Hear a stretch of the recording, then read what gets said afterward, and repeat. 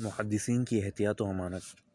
محدثین نہ صرف رجال حدیث کے حالات جمع و محفوظ کر دیے تھے، بلکہ صحیحات لکھنے کی حالات لکھنے کی پابندی کی، اور ان کے اخلاق و عادات و قوت و ضعف و بے احتیاطی، دیانت و تقوی، علم و حافظہ کے متعلق ان کے معاصرین کے بیانات اور ہر قسم کی معلومات یکجا کر دی، اور ان کے بارے میں کسی رو رعیت سے کام نہیں لیا، خواہ ان کے زمانے میں حاکم ہو یا اپنے وقت کے بڑے زاہد ہوں۔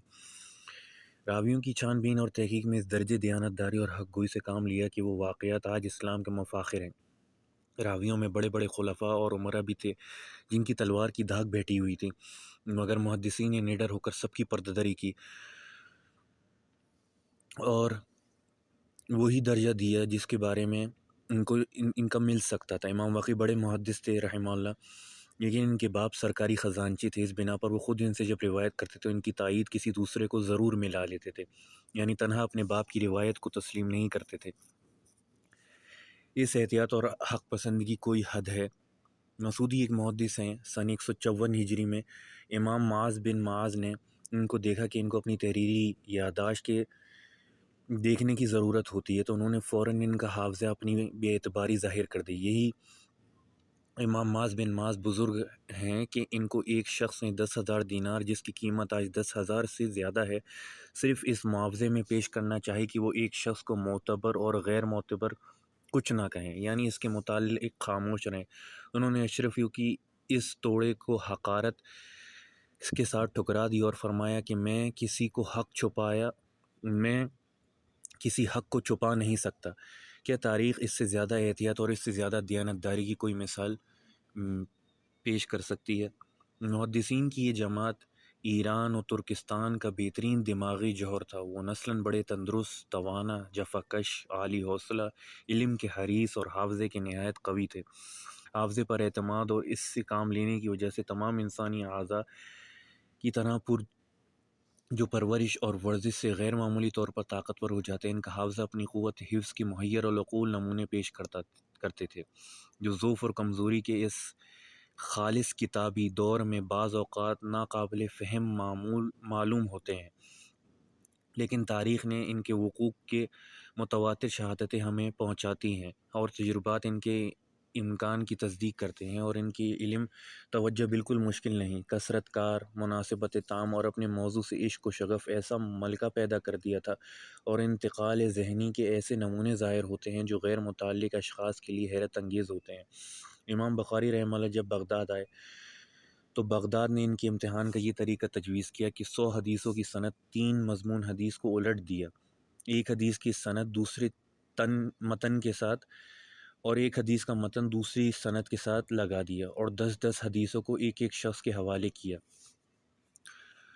وہ ان سے سوال کریں۔ امام بخاری رحمہ اللہ جب مجلس میں آئے تو ایک شخص نے 10 حدیثیں سنائیں اور ان کی رائے دریافت کی۔ وہ سنتے اور فرماتے، میں ان حدیثوں سے واقف نہیں ہوں۔ اہل علم اس راز کو سمجھنے اور ناواقف اشخاص کی ان کی لا علمی پر مسکرائے۔ جب سب نے اپنے اپنے حصے کی حدیثیں سنا لیں تو امام نے باری باری ایک ایک کی طرف توجہ فرمائی اور کہا، آپ نے جو 10 حدیثیں سنائی تھیں ان کا متن یہ ہے اور ان کی سند یہ ہے۔ پھر دوسرے تیسرے کی طرف توجہ کی، یہاں تک کہ سب کی احادیث کی تصحیح کر دی، اور جس سند کا جو متن تھا اور جس متن کی جو سند تھی وہ بیاباں کے لوگوں اور ان کی وسعت نظر، حاضر دماغی اور حافظہ پر انگشت بدنداہ رہ گئے۔ اس ذہین طبقے کی توجہ، انہماک اور حدیث کی ضرورت کے احساس نے حدیث کا ایسا عام ذوق کے درس و روایات کی مجلسوں میں شرکت کا شوق اور ائمہ فن سے تلمذ اور استفادہ کی حرص پیدا کر دی تھی کہ محدثین کی مجالس درس میں حاضرین کی تعداد ہزاروں سے متجاوز ہوتی تھی، اور بادشاہوں کے دربار سے زیادہ ان میں سکون اور نظام ہوتا۔ یزید بن ہارون نے جب بغداد میں درس حدیث دیا تو اس میں 70,000 حاضرین کا تخمینہ کیا گیا۔ امام عاصم بن علی املائے حدیث کے واسطے بغداد سے باہر نخلستان میں ایک بلند چبوترے پر بیٹھے تھے۔ خلیفہ معتصم باللہ نے ایک بار اپنا ایک معتمد اس مجلس کے شرکاء کا اندازہ کرنے کے لیے بھیجا تو 1,24,000 حاضرین کی تعداد کا اندازہ تھا۔ احمد جعفر راوی ہیں کہ جب ابو مسلم بغداد آئے تو رجا غسان نامی مقام پر انہوں نے حدیث کا املا کیا۔ 7 مستملی کھڑے ہوئے جن میں سے ایک دوسرے شیخ کی روایت پہنچاتا تھا، اور لوگ کھڑے کھڑے تحریر حدیث میں مصروف تھے۔